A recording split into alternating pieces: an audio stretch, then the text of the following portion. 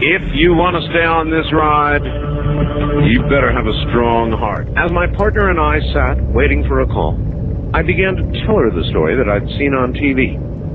But for some unknown reason, I couldn't remember the name of the hotel.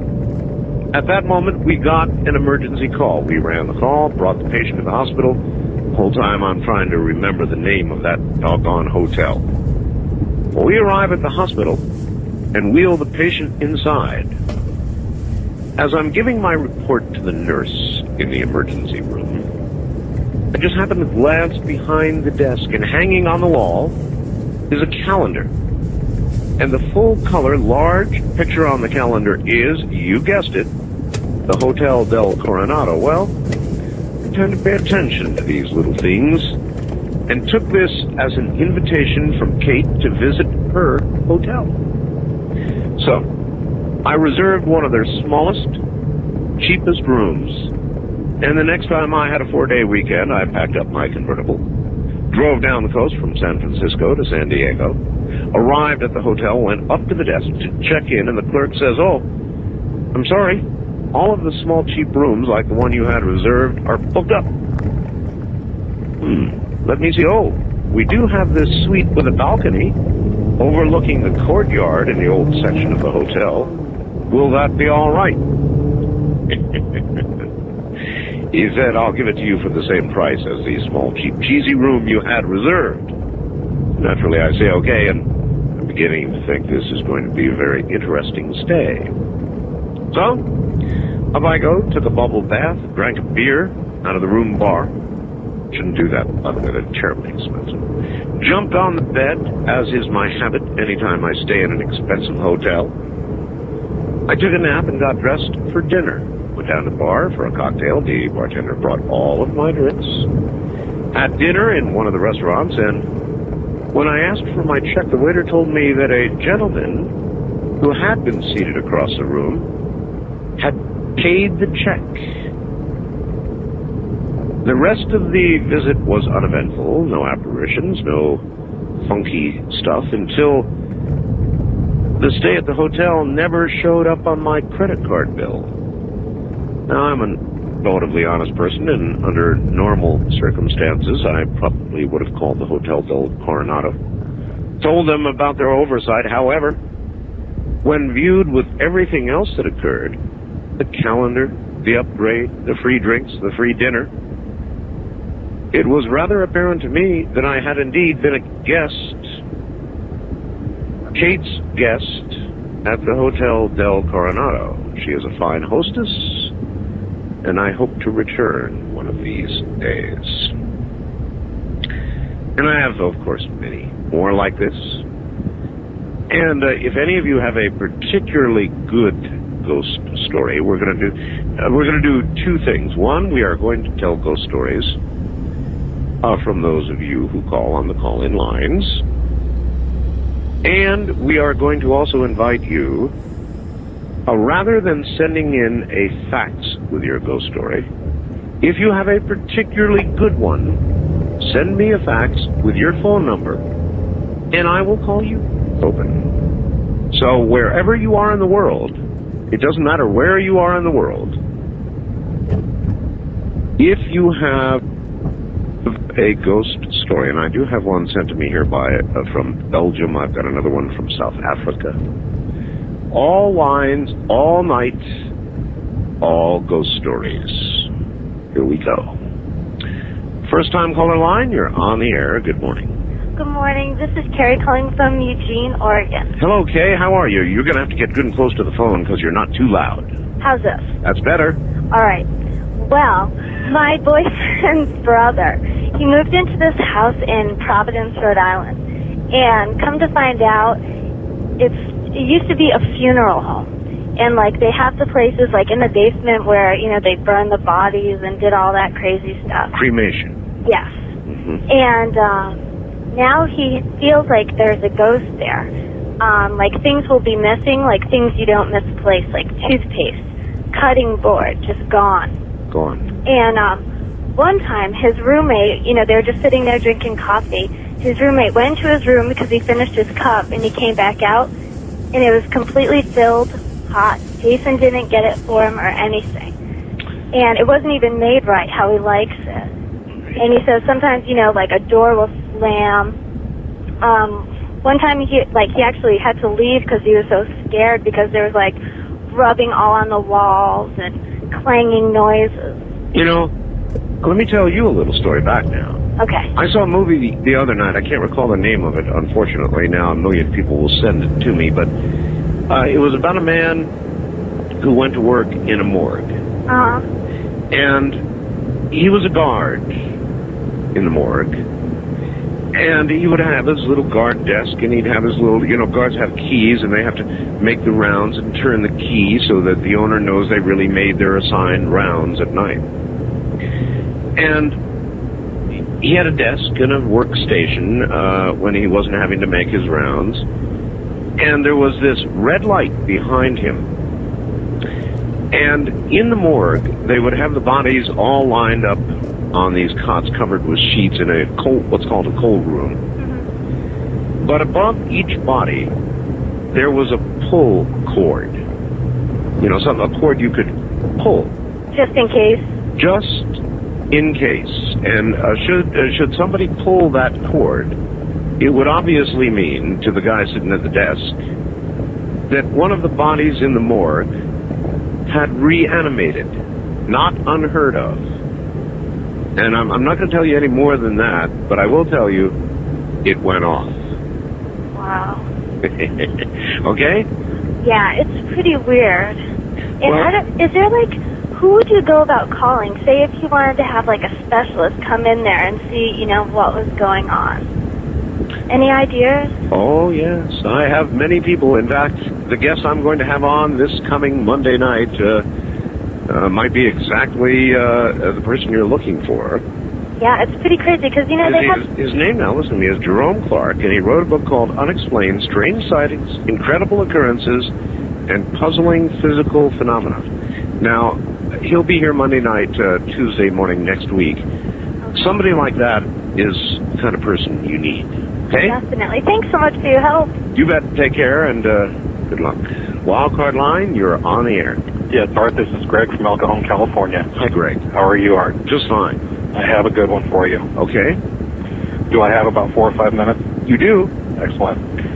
My wife's mother had died back in February, actually on February 13th of this year. And prior to her death, my wife and children and I had stayed with her overnight in that house on many occasions. Sure. It was just a normal home. Nothing strange, very comfortable there, no problems whatsoever. You would just be visiting her and stay the night? Yes, sir. Yeah. Taking up the house at the time of her death went into probate. And, of course, my wife and her siblings not wanting to leave the house empty, of course, because of vandals and that sort of thing. My wife and our 2 daughters and our unborn son moved into that empty house on March 1st of this year. Makes sense. Shortly after, my family and I took occupancy of the home. Certain events started to take place. Like what? Well, just to paraphrase you also, at this time, on around March 10th, we adopted a German Shepherd Beagle mix that it made my wife feel a lot better, of course, because I worked late at night, sometimes till 2 or 3 o'clock in the morning. Like me. Yeah, there you go. And it gave her a peace of mind because the house was out in the country. Okay. Like me. Yes, sir. And within the first 2 weeks that we took up residence in my wife's deceased mother's home, my wife would relay to me from time to time that she felt as she was being watched intensely. I myself, at the time being a complete skeptic, dismissed the information as an overactive imagination, which I probably should not have. That was my belief until the evening of March 16th, 1998, when my eyes were widely opened. On that evening, I was having dinner with my wife and children, and my sister-in-law and her 2 children, teenage children, were over to the house for dinner, just a few weeks after moving into the house. Everyone had left, but my wife and I, And I was sitting in a position in the dining room, at the dining room table area, that allowed me to look all the way down the hallway into one of 3 bedrooms, which was my youngest daughter's at the time. Sure. At that point, I saw something that is so hard for me to describe. It was an aura of what seemed to be a woman's form, with a lot, to me, of what seemed to be energy. In other words, indistinct, kind of a foggy light aura. Yes, sir. All right. And it definitely was. It seemed to be the shape of a woman to me. Mm-hmm. I was so motionless and locked into what was happening at the time that I almost lost relative consciousness of what or where I was, except for what was going on in that room. My wife was sitting over to the right of me and asked me what I had seen, and I described it to her, and she said something to the effect of, "You too?" You too? Yeah. You mean she saw it as well? She had seen and felt things before me, and yet had never, over that period of time, that 2-week period since we'd moved in there. Can you hang on through the break? Absolutely, Art. Stay right where you are. Yes, she had seen it, but it was at a different time. And so then what? I mean, did you sit there and compare notes with her, or what? Well, the hair was standing up on the back of my neck, Art. I'm sure it was. And I didn't know what to think. I just moved my wife and my children into a house, and I didn't know how long I was going to be there. Did you think about getting out? You know, at that point, I really didn't know. You know what? I actually, it's so easy to say, man, I'd be out of there like a shot. But the fact of the matter is, there are financial considerations, there are physical considerations. You have a wife, you have children, you have a lot of furniture, you've moved into a house. So you don't just immediately make a decision to split. Let me tell you, the rest of my notes that I have here for you that I compiled today, you're going to think more and more why we didn't actually get out. On or around March 22nd, I was alone in the house. And my wife had left with her sister, and my children, they went over visiting for the day. It was around the noon hour. I was preparing to leave for work. I'd just come out of the restroom that adjoined our master bedroom. Bear in mind, our bedroom used to be my deceased mother-in-law's bedroom. Oh. In a fairly quick instance, as I looked over my right shoulder, and I can see this as plainly as the day that, in my mind, is the day that I did see it. In just a few seconds' time, I saw my deceased mother-in-law leaning over the dresser area where her dresser used to be in her room. And it appeared as if she was leaning over to place something down. This time she was of more form? Yes. Uh-huh. Shortly thereafter, that situation, an interesting yet strange phenomenon began to occur. My deceased mother-in-law there was a beautiful type plush white carpet, very white carpet in her home. It was throughout the home. There was no variance throughout any of the rooms whatsoever, and I'm just giving the details so the listeners understand what I'm about to say. One morning, I would believe it was the end of March, 1st of April, my wife said, "Honey, come look at this." And I said, "Well, when you walked barefoot on the carpet, Art, it would leave almost a type of imprint of your foot." I understand exactly what you're saying, yes. And so we experimented a little bit. This was not my wife's footprint, Art. It wasn't my footprint. And it was much too large to either of my daughters. Sure. So we just stood there looking down, and my wife said, "I know it's my mother's. I know it's my mother's footprint, that she lived with her mother until she married me, until she was, 19 years of age." Mm-hmm. She felt that, also too, from that time on, that the constant set of eyes or being watched was all the more ever present. Our dog, on many occasions, Art, would stand up and stare across the house into our bedroom, whining, staring. I'm going to ask, it's an embarrassing question. You don't have to answer this, but if it was your wife's mother, yes, sir, haunting the house, present in the house, Didn't that kind of take the edge off moments of intimacy for your wife?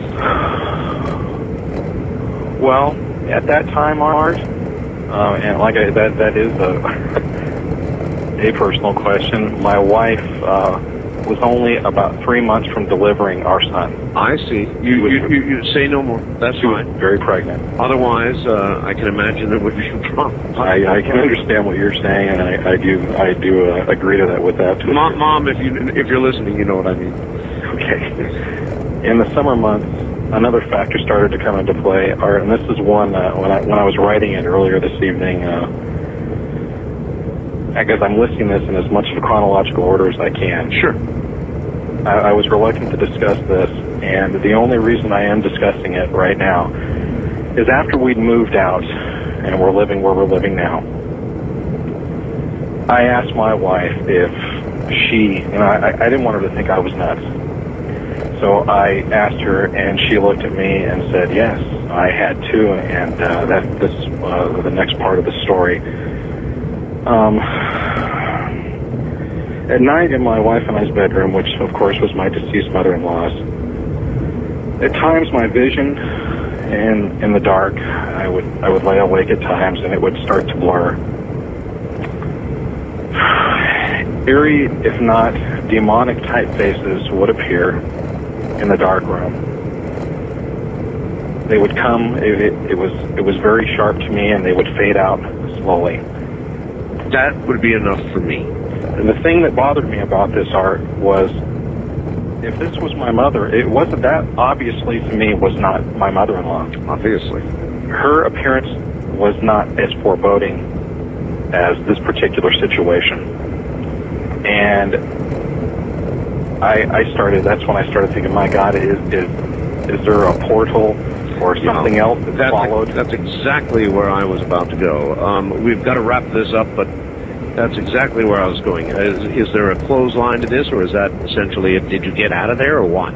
Well, at that point, those things were starting to happen at the end of the summer. There were thumping noises on the wall. Many occasions at the noon hour, almost on certain days, frequently the phone would ring. There would never be anybody there. And the one thing that I would like to say, Art, and this is probably of some interest to you, I often wonder at this point if the intrusion, taking that nothing but a appearance by my mother-in-law in the last few recent days to my wife has appeared. There hasn't been anything since we moved to our new home. Well, all right. Listen, thank you so very much. There are two things here. One, it's pretty well known, and I can't explain why. Maybe you can. Maybe one of you can. Why a spirit apparently trapped on Earth, or one that has not yet moved on, remains essentially in the same place, the same house, same geography, the same place. Why? Why? And the second thing that I would draw from that is, he said it himself. Do you think it might be true that once something has come through, or is visible on both sides, depending on how you want to look at it, that in essence a portal has opened, allowing not just the spirit of his mother-in-law, but more to come through? That's worth some thought. On our international line, you are on the air. Good morning to you. Hi, this is Mark from Auckland, New Zealand. Auckland, New Zealand. Yes, sir. Welcome to the program. Yes, I have a bit of an unusual ghost story to tell. All right. I frequently have out-of-body experiences, and one time I managed to catch a glimpse of my own ghost. What? What? Yes. Now, if anything would stop me from having OBEs, assuming I could have them at will, that would do it. You saw your own ghost. Yes, well, people who frequently have out-of-body experiences will know that you can sometimes get stuck in your corporeal body or physical body. This frequently happens to me, and this one time, a part of me separated while my vision remained in my body, my physical body, and I saw this watery ghost. Oh my! In other words, you saw your spiritual self in a visual way, with the vision from your own body leaving your body? Yeah, I saw it walking across the room. Well, I saw myself walking across the room. It was sort of like a third-person perspective. Did that stop you from doing that? No, I've had more hair-raising experiences than that. That was unusual, though. But, no, it hasn't stopped me. It would have stopped me cold. All right, my friend, thank you. That's from New Zealand. That would have stopped me cold. To have the physical vision remain in a somewhat active mind, and to see your spirit leave your own body, and to realize that your essentially dead, spiritless body is observing its own spirit leaving. Thank you. East of the Rockies, you're on the air. Good morning. Good morning. Hello, where are you? I'm in Austin. Austin, Texas. All right. This story is kind of secondhand because it's something my mother told me happened before I was born. It's all right. What is your name? Sarah. Sarah. Okay, Sarah. Okay. She was living in Salem, Massachusetts with my father. They'd gotten married recently. Right. And in the house they were living, I think it was probably an old house, these things started happening. First, the cats started acting weird. Like, they'd be running across the room and all of a sudden they'd stop like there was a wall in front of them. Yes, I've seen cats do that many times. They see things we don't. Yep. And once or twice she said she found them in shut dresser drawers. Cats? Yes. They'd have gotten inside the drawer and it was shut behind them. Yes. She was alone in the apartment. And once the bathroom door was stuck. And she wasn't sure why it was stuck. She kept trying to get it open. My father wasn't home, so she had to get a neighbor to help her open it. And it took him a lot of work to get it open. And when they got it open, it was like 20 degrees colder in the bathroom than it had been anywhere else in the house. Really? Yes. And then my father would start, he would say he felt a hand on the back of his neck, but my mother was across the room or in a different room and there was no one else in the house. And then the last thing that happened, my mom said this was the last thing that happened, and after that nothing ever happened. My father came in the room where she was, and he was like all white and shaking, and told her that he had been walking up the stairs, and he saw this woman walking down the stairs towards him, and that she was wearing like old-fashioned clothes. That was all they told me. I didn't get any more detail than that. Yes. She was walking towards him, and then when they passed each other on the stairs, he felt like totally cold all the way through, and then she vanished, and then they never saw anything else again.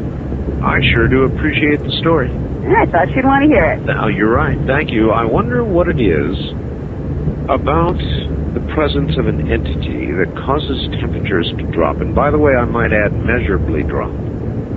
I have interviewed any number of ghost researchers, and it's about half and half. Some say they're unable to measure the temperature drop, but they can certainly feel it. The other half say they have measured up to, as this young lady said, up to 20 degrees and more of difference.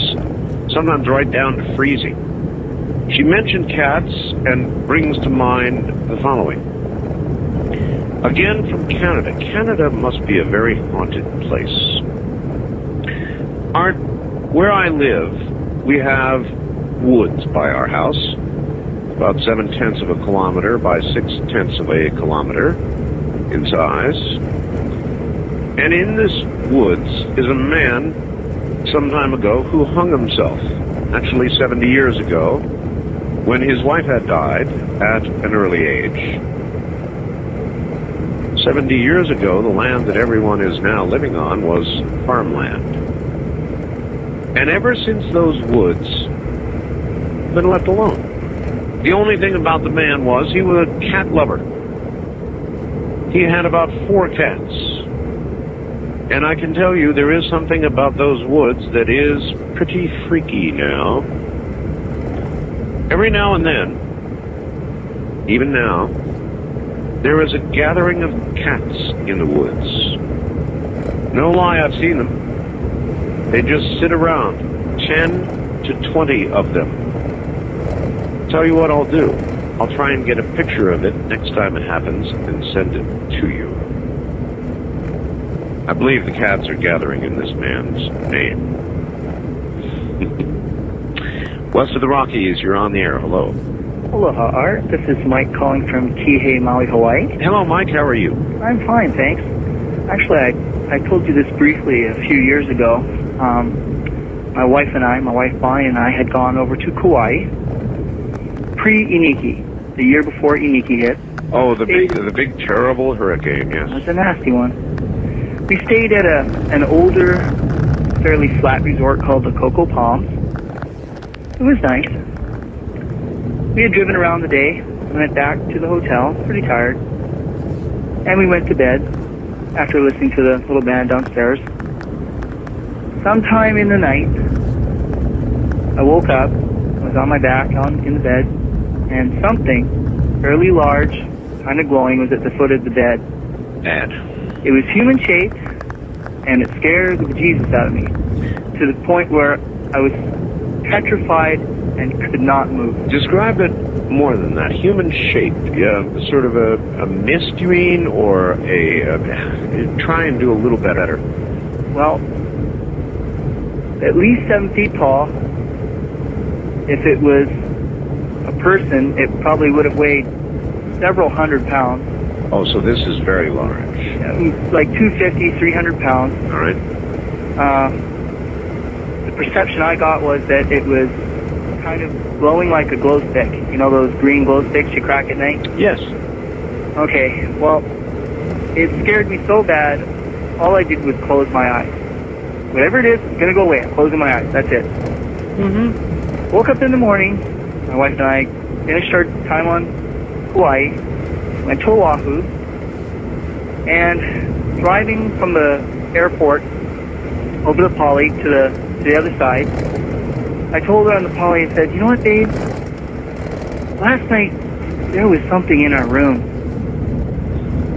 And she turned to me, and the chicken skin started.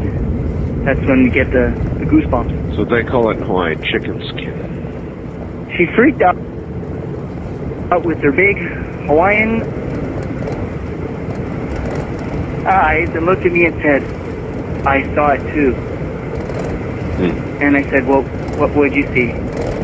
Apparently she must have seen a little more than I did, and or perceived more than I did. Maybe she didn't close her eyes. I sure did. My wife says that she saw a very large Hawaiian float in through the window and stand at the foot of our bed, and it was, to her, she said, it was very pissed off. It was A pissed off Hawaiian. a pissed off Hawaiian. Now, I'm white. My wife's almost pure Hawaiian. I'm wondering, is this a Hawaiian ghost looking down, seeing a local woman with a white man? I hear you. Angry. I hear you. That was very perturbing, and we both had chicken skin for quite some time that evening. One more recently, unfortunately, my wife's lovely father, who lives over in Waimea on the Big Island, Yes. was diagnosed with a terminal cancer around May this year. And he decided that he would prefer not to fight it and would go with hospice care and prefer to live out his remaining time in the living room at home. And with a lot of the homes here in Hawaii, we have day beds in the living room. No, I understand that. I think I would make the same choice. So, Shem, that's his name, you know, her dad, spent out his remaining time in the living room on the beautiful hospice bed provided. Mom lovingly cared for him, and it was wonderful because he had time and all of us family could come by and say aloha. Well, we're staying there, and he has not yet passed away, and the only room left because of all of the ohana, or family over, is Mom and Dad's room, which they really don't sleep in too much anyway because they sleep in the living room.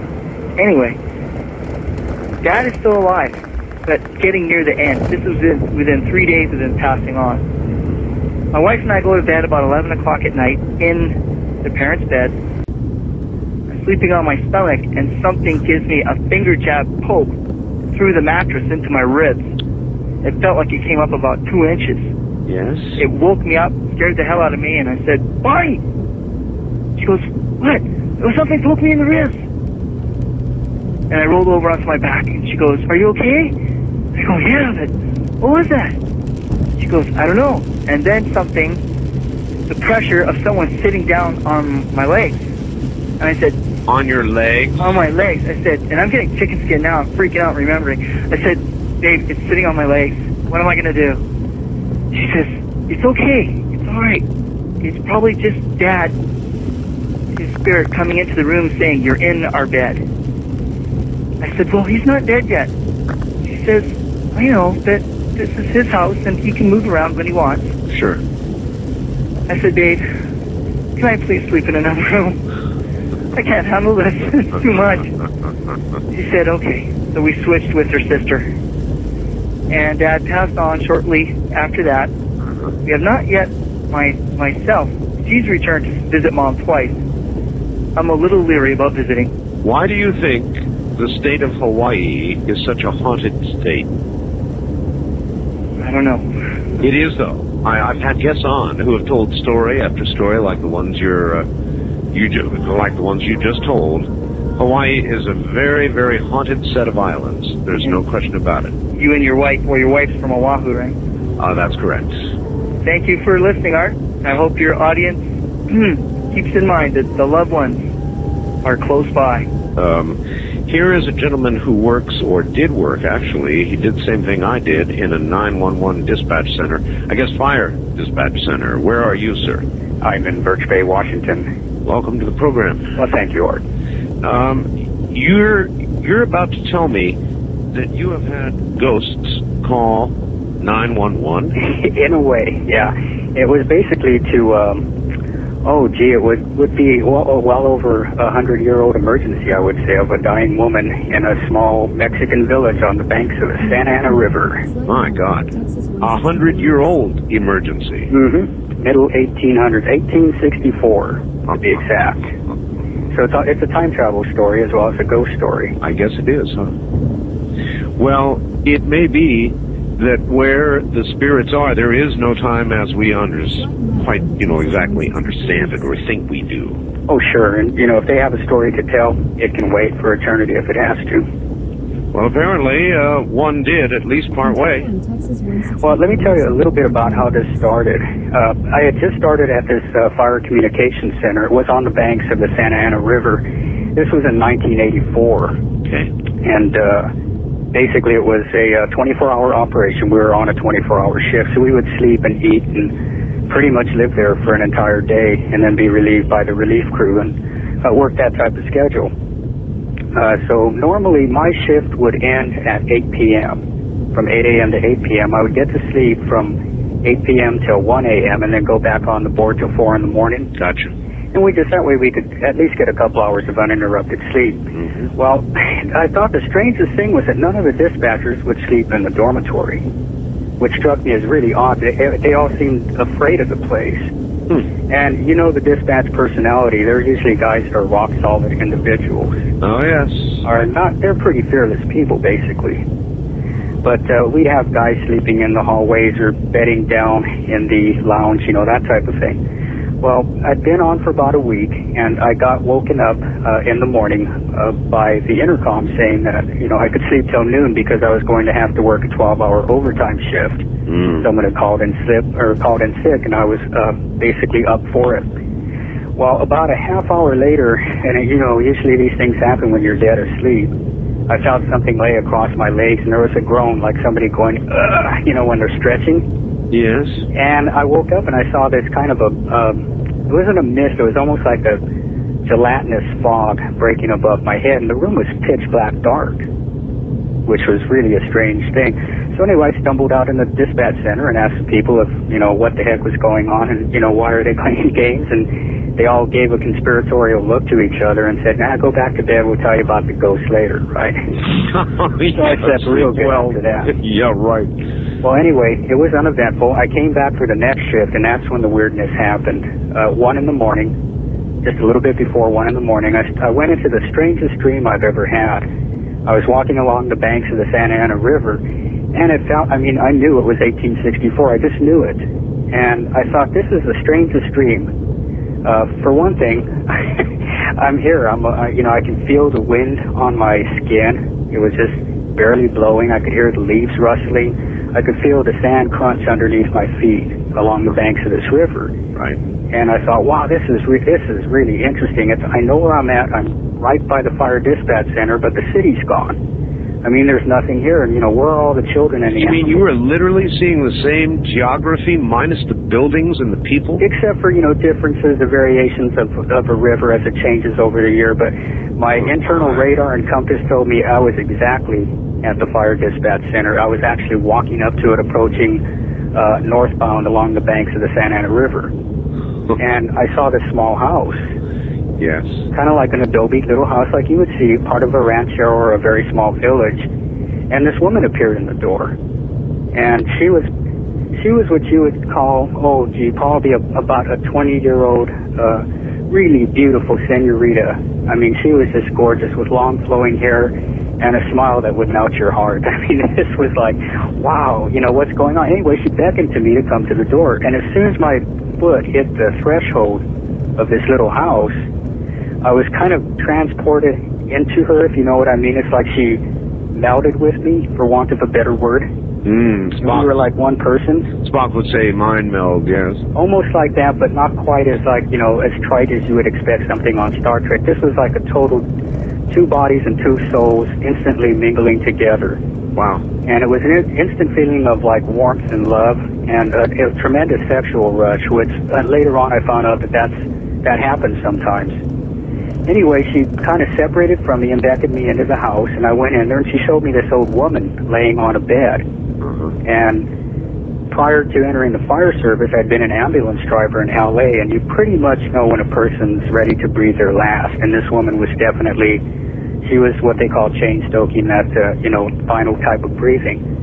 And she had on a kind of like a floral print ship dress. Yes. And this girl started to tell me that, she was the last of the small village, and she had stayed there and taken care of all the people that were sick, and they had a drought and a famine and some type of terrible disease had come through the community and killed a lot of people. And basically everybody just packed up and went upriver to try to find a better place to live, took all the children and healthy people and animals, and they all just split. Makes sense, yeah. And she was the last one, taking care of the last person alive that could not make the trip.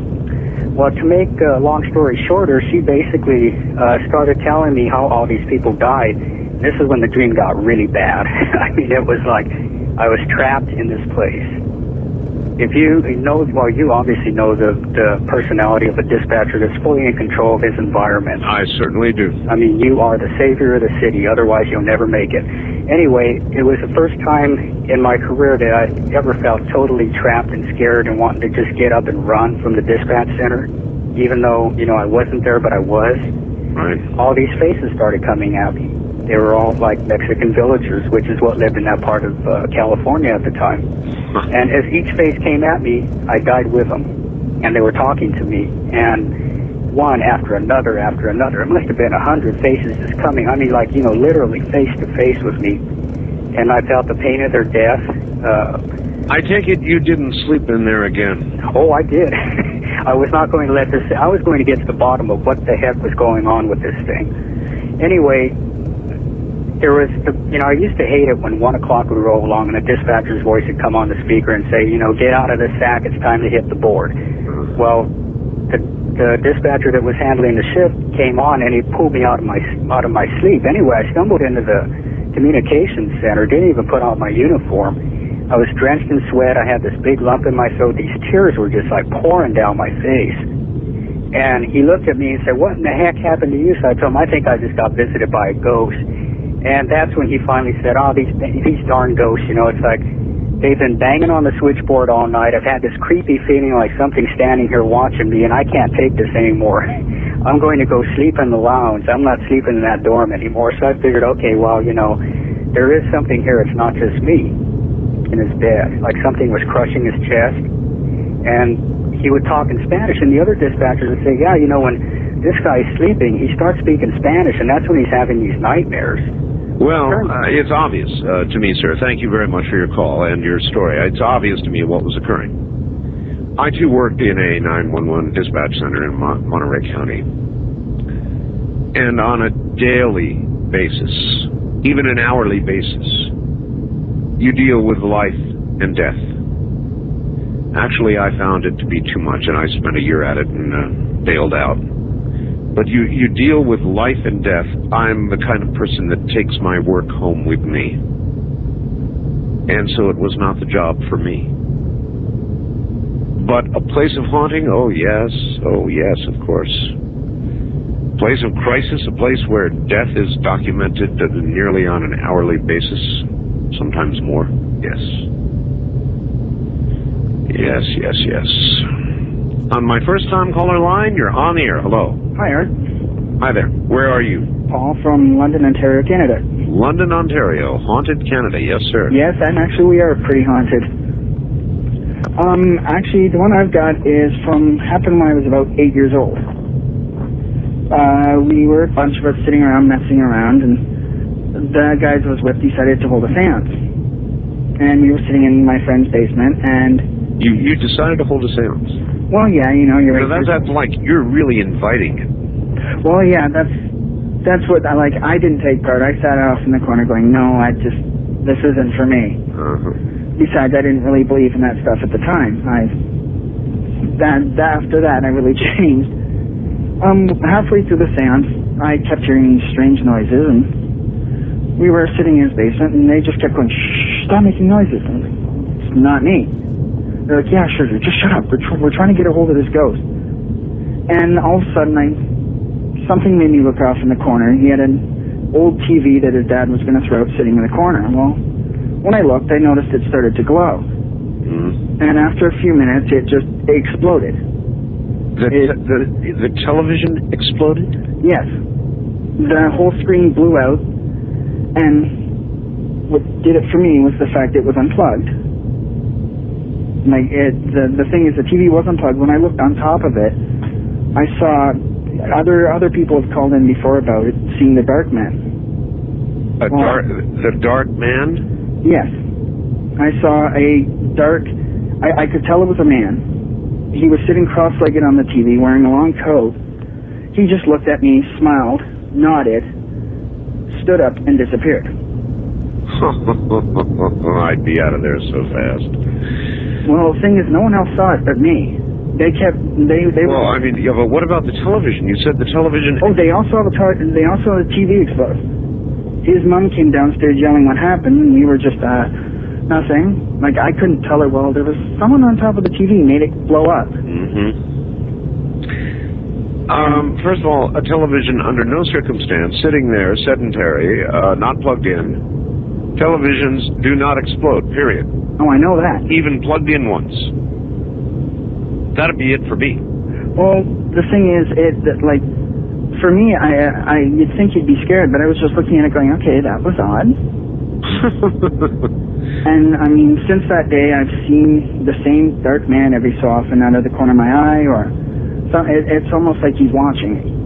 Maybe he's waiting for you. Well, that's what I think, because, ever since then, I've seen him, and if I don't see him, I'll hear him call my name. Yes.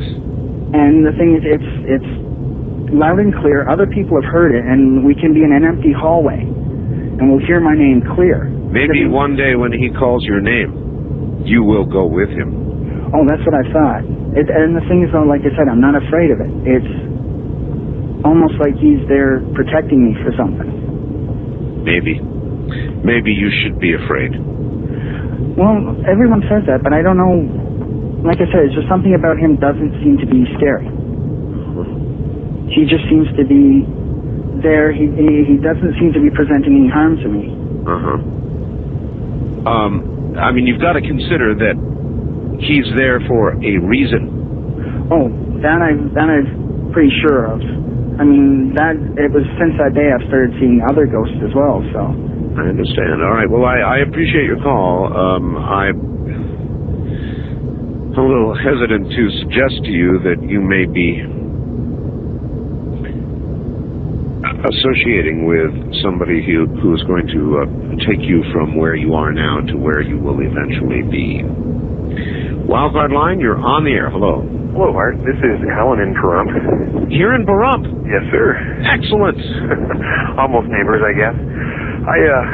Before I start my story, I had to chuckle when I don't remember, I guess it was a letter you read or a fax about someone from Canada and the cat story. Oh, yes. You might want to mention to the listeners about the fire we had here last week, and they pulled out, what was it, about 104 cats that were dead out of the home? I don't know if you read that in the newspaper. Yes, I did. Yeah, it was pretty gruesome.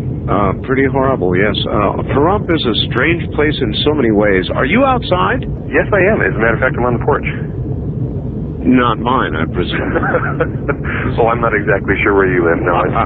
My wife says I talk loud, and I didn't want to wake the kids up. Oh, I see. So you're outside, and we're getting a little bit of wind tonight. It looks like we're going to get some rain, huh? It sprinkled a little bit and chased me in earlier. Actually, you know, it's kind of a spooky night out here, isn't it? Yeah, it's overcast. It has been all day, but not quite this bad. Here in the desert, when the clouds and the wind and the rain come, it's very eerie indeed. And here is my caller again. Out on his porch still? Yes, I am. Uh-huh. After a quick turkey break. All right, sir. From here in Erie, Pahrump, what have you? Well, back in 1983, I was a young married father, and I took my wife and little baby. We moved to California to Long Beach. I had a rather low-paying job, and I had an uncle that offered us an apartment in his apartment building if we managed it, so it was for free. It was a little one-bedroom apartment, and we were so poor we didn't own a bed yet, so we had a fold-out couch. So we put the baby in his crib in the one bedroom, and we slept out on the couch until we could get in bed. Every night, usually about 9 or 10 o'clock, the baby would wake up just screaming, hysterical. We'd bring him out. As soon as we brought him out, he would calm down and go to sleep. And it got to the point for about a month where we wound up having him sleep with us every night. We finally got a bed, excuse me, and switched rooms. We put him out in the front room in his crib, and we slept in the bedroom. Sure. I guess it was about a month or so went by. One night I was sleeping, and I started having this weird dream that turned really scary. Now, as I was growing up, there was a period where when I was a young kid, I had scary dreams all the time, and I guess out of necessity, I taught myself to wake up when a dream got too scary. Now, this happened to me. I woke up, I was laying face down on my waterbed, and something had a hand in the middle of my back, and had a hand on the back of my head and was shoving me down into the waterbed, into the pillow, and I couldn't breathe. So I opened my mouth to talk, to call for help to my wife. Yes. And whatever it was, it bound my tongue. I couldn't talk. All that was coming out was a bunch of gibberish. So I was struggling back and forth, and whatever it was incredibly strong and shoving me down into this waterbed. And I figured, well, if I wiggle back and forth enough, I'll wake my wife up. Well, she woke up and she says, my gosh, what's going on? And she flipped on the light. As soon as she turned on the light, whatever it was released me. And I looked up at her, and she looked at me, and she says, oh my gosh, what happened? I feel this. She described that the room felt like it was just filled with hate. And I explained to her what had happened, and it was just, I didn't sleep very much that night. Oh, thanks a lot. I've got a waterbed, and up until now, I've loved it. Well, I can only imagine that. That was attempted murder. Well, let me finish the story, and it gets even creepier. We said a couple of quick prayers, and the room still felt creepy. We didn't sleep much that night. I was also working for my uncle, so the next day I told him what had happened, and he kind of scoffed at it. He said, oh, yeah, right. I've never had anyone else complain about living in that apartment. And I said, well, I wonder what happened. And then he got kind of serious for a minute, and he goes, well, there's something I didn't want to tell you. He said, a year before you and your wife moved in, we had a couple that lived there, and the man was a drug dealer. And he wound up getting murdered in that room. Somebody came in and busted in and shot him with a shotgun. And I said, and you're trying to tell me you don't believe, what I'm telling you, that you think it's just a bunch of mumbo-jumbo. And he really didn't say much after that. And that's basically my story. Up until then, of course, I'd never believed in ghosts. And after that, I've been... That's enough for me, sir. I've been converted. I appreciate the call on the dark, rainy night. You bet. Take care. That was attempted murder.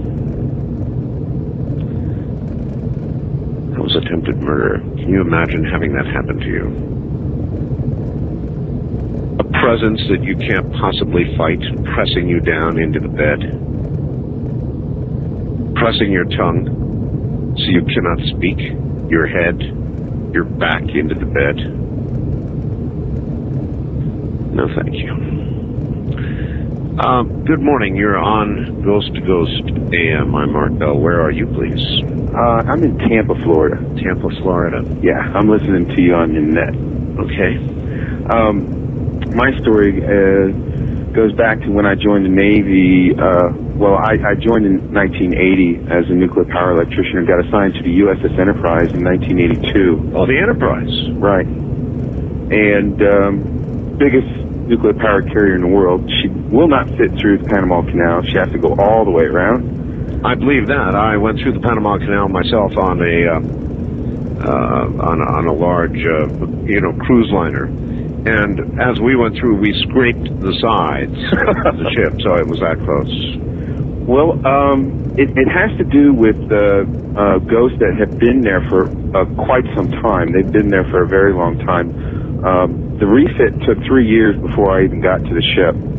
They took the superstructure off, put a new one on, and I was just getting to the boat as she came out of her refit. And so these guys who assigned watches were telling me, do you want a mid-watch in 5 and 6 switchgear? And I said, I don't know. And they said, well, there's a ghost. Well, I'm not a Navy guy. 5 and 6 switchgear, what's that? That's where the 5 and 6 switchgear is where the controls for the ship service turbine generators are for paralleling and taking up and down. Generators, okay. Okay. And so I didn't really much believe him, and he gave me a mid-watch. And I stood a mid-watch on 5 and 6 switchgear and heard somebody roaming around in the back room, because what we had in one switchgear, we had our little office where we had our morning meetings, and we had our gear pullers and our electrical equipment in there, and it sounded like someone opening, closing drawers and moving around. And I walk in there, and there's only one way in and out, one door, and you can see it from the switchgear where you're at. And I open the door, and there's nobody in there. And I thought, well, maybe somebody's messing with me, but there was never anybody in that switchgear. And then I come to find out there was another ghost haunting number 2 and 3 switchgear. And by the way, if there's any listeners who were on the Enterprise who were in EE30, Electrical Engineering Group 30, they can verify this. And 2 and 3 switchgear, there was also a ghost. Now, from what I was told, these guys who were haunting had been vaporized by opening disconnects when they were fully energized. And what that had done is it drew an arc and created a fireball and vaporized him and the switchgear around him. It just vaporized everything it touched. And so these people were instantly turned into gas. Cinder. Right. And the 1 and 2 and 3 switchgear was more prevalent. One guy told me, he says, you can't sleep in 2 and 3 switchgear because he'll keep you awake. This is very common. When people die that way, completely, unexpectedly, instantly, tragically, that's when they seem to remain. And the thing was, he was like a guardian. You know what I mean? He was making sure that the guys didn't fall asleep on watch, because he'd do something to you. Now, I was just, I was wondering about the 1, 2, and 3 because I hadn't ever seen it, so I decided to play a trick. And I decided to pretend I was nodding off. And it felt like someone grabbed the back of my head, my hair, and yanked my head and jerked it to wake me up. And I was like, man. And that just, sends a shiver up your spine. I take it you stayed awake on future walks. Yes. It was really, really something. And you're telling me that anybody who was on the Enterprise, EE30 that time, could verify this? Oh, yes. Oh, yes. Guarantee it. Guarantee it. There's absolutely no doubt. In fact, one guy left his post screaming from 2 and 3 switchgear and said he'd never stand watch there again, ever. And he never told anybody what happened. And he wasn't in Electrical Engineering Group 30. He was a conventional electrician. Sometimes really good conventional electricians, they'd let stand watch on those switch gears. But the thing was there was the nuclear electricians and there was the EE30. What kind of voltage and current were running through those? 450. 450. Right. And tremendous current. The ratings of those generators. Tremendous, I'm sure. We had 8 turbine generators in all, and there were 4 main machinery rooms and 2 reactors for each. So we had a total of 8 reactors, and each reactor, I believe, was 1 megawatt each. So we were running about 8 megawatts of power when we were churning and burning. Whew. I appreciate. I'm sure you were glad to get off the Enterprise. Well, you know what? I never really had a problem with them.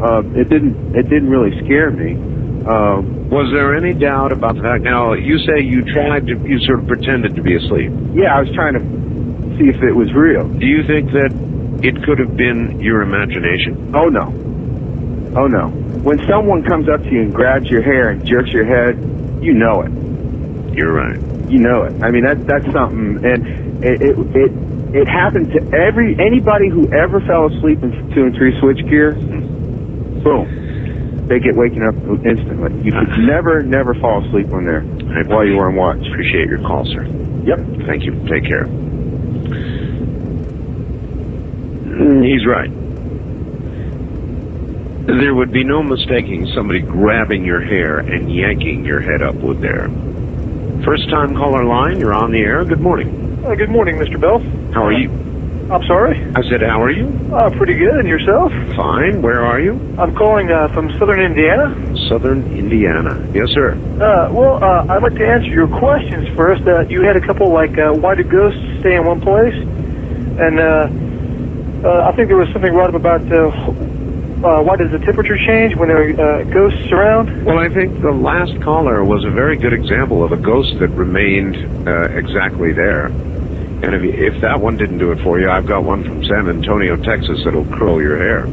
That was fairly scary, but I was wanting to explain to you why ghosts stay there. Now, I was speaking from the philosophical point of a ceremonial magician. I don't know if you know anything about like ceremonial magic or Kabbalah or ritual magic or anything like that. I know a little bit about it. Are you familiar with the philosophical elements like earth, air, fire, and water? I am. Well, they have spirits associated with those. They're intelligences of sorts that are similar to animals as far as their intellectual level. But sometimes, see, elementals can feed off of the emotional energy that people put out. That's right. And when people pass away, they'll leave their astral shell or astral body behind. And sometimes these elementals can take control of these astral shells. And they'll present themselves as a ghost when, in fact, they're elementals, but they'll take on this form. And, like, for example, a deceased father or a mother or something, and when this person feels an emotional attachment to this image they see, that elemental can draw energy from that individual. That's one reason why ghosts stay around like that. So in other words, they produce one of the greatest emotions a human can have, mortal fear, and then feed from it. Yeah, fear, love, any kind of emotion, anger, hate, anything, elementals can feed from that. Not all elementals will do that, though. That has to be something that's learned from them, kind of trained. Like I said, they have like the intelligence of animals. So, but that also has to do with the temperature change. The temperature change in the room, because, for example, like a water elemental could produce a cool temperature in a room. But why would a spirit be bound like the spirit on the Enterprise or the spirits to, in effect, stand guard? Now, I'm going to tell you a very quick story, very much like it. I think a lot of the audience may have heard this or perhaps not, but it is a true story, believe it. In San Antonio, Texas, a school bus full of children stalled on a train track. The train hit it broadside, killed all the children, or the majority of the children on the bus. A horrible tragedy in the San Antonio area. And ever since, at that particular intersection, if a car stalls, in fact, people go and test it. They actually take their car and they drive onto these train tracks and stop and put the car in neutral, and the car is always pushed or seemingly moves by itself off the tracks and onto the road on the other side into safety. Now, they have tested this. They have taken cars and put them on the tracks with talcum powder on the back of the car. Actually, I have heard of this, Mr. Bill. This is true story. And when the car reaches the other side of the tracks, there are children's handprints to be found in the talcum powder. And this can be done repeatedly. It'll occur again and again and again. And the story from the Enterprise reminded me of that. See, something like that may work on the same lines that a talisman may work. Now, a talisman, I don't know if you're familiar with how talismans operate. But when a talisman is created, it creates a vortex of energy that draws things to it. So, like if you create a talisman, say, bring money into your life, or love, or whatever else you make the talisman for, it creates a magnetic attraction to that. Now, it's curious that there were several people involved in the accident. When there were one or two people together and an accident like this occurs, there's a great amount of fear for a split instant before they're killed that goes through their minds. Now, this would be imprinted on the material that was around them at the time, so that could work very similar. It could create imprinted on the material. Yeah, like for example, the land around it, the specific area where the accident happened, the railroad tracks. Yes. As a matter of fact, iron is a very good conductor for etheric energies like that. Here we go, and I think we're going down to San Diego, California, and we're going to hear from a police officer named Steve. Steve, are you there? Yes, sir, I am. On this dark and stormy night. Yes, the bad weather, the eerie weather is sweeping up through your state toward us very quickly indeed. Steve, you are a member of San Diego PD? Yes, I am. 12 years. 12 years? Yeah. How long ago did this occur? This actually happened about 12 years ago. I was just out of the academy, and I was assigned to a field training officer, and we go through a couple phases of that. And I was working in the southeast area of San Diego, which at that time was a pretty high activity area, a lot of crime. And the guy I got assigned with had been on almost 30 years and was pretty much the classic grizzled and beaten veteran. So it's kind of like the rookie in the old war. Yeah, basically the new blood and the crusty old guy. And we were driving down one of the boulevards down at about 3 in the morning, and as we approached the intersection in a residential area, we saw a male standing on the corner, and as we passed him, he appeared to be bleeding profusely from the head and from the face, and just looked like he'd just been stabbed several times. And as we passed by, we both looked at each other and said, "Hey, did you see that?" And I said, "Yeah." And I was driving at the time. I flipped the car around real quick and drove back, and we both got out of the car, and we couldn't find him. He was gone. And this happened over a period of probably maybe 3 to 5 seconds in the time it took me to put on the brakes and spin the car around and drive back. And he was gone that fast. He was gone that fast. And we got out of the car, and we checked up and down the street, and there was no blood trails. There was absolutely nothing that ever indicated he was there.